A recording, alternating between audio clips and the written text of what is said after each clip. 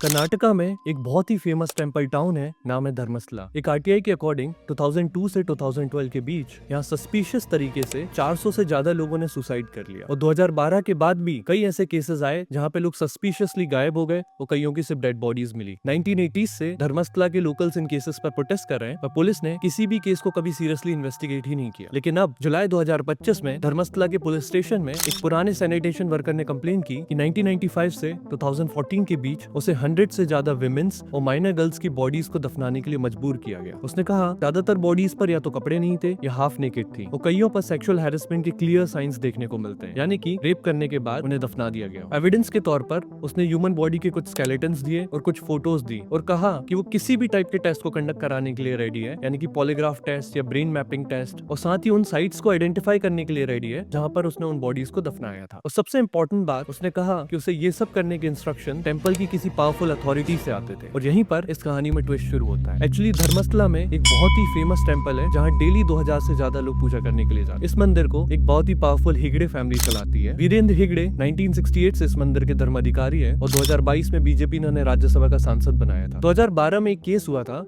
जिसमें एक 17 साल की लड़की का रेप एंड मर्डर हुआ था। उसकी फैमिली ने कहा कि इस पूरे केस में टेंपल की किसी पावरफुल लीडरशिप में से कोई रिस्पॉन्सिबल है। इनफैक्ट 1980s से जो लोकल्स इन केसेस पर प्रोटेस्ट कर रहे हैं वो कंटिन्यूअसली इस बात को कह रहे हैं कि टेंपल की अथॉरिटीज में से कोई इन सब चीजों में रिस्पॉन्सिबल है। विसिल ब्लोअर के कंप्लेंट फाइल करने के बाद कर्नाटका गवर्नमेंट ने एक एसआईटी बनाई जिसने उन 17 साइट्स का एक्सकवेशन किया जो विसिल ब्लोअर ने आइडेंटिफाई की थी।